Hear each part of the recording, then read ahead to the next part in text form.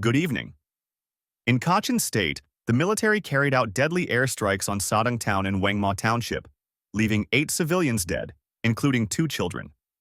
Several others were critically injured, among them 2 children who had just returned from school. The attack happened on the afternoon of September 29th, even though no clashes were taking place in the area. Fighter jets from Myanmar Air Base dropped bombs on 2 locations in Sadang. 2 bombs struck the busy central marketplace, while another 2 hit the local Anti-Narcotics Committee office.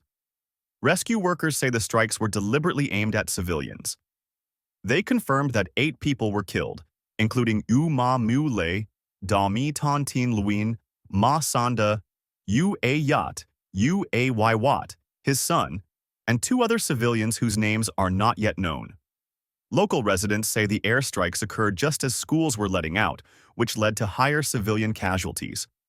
The military has been escalating its operations across Kachin State, not only through repeated air raids but also with intensified ground offensives in Hpakant and Wangma townships.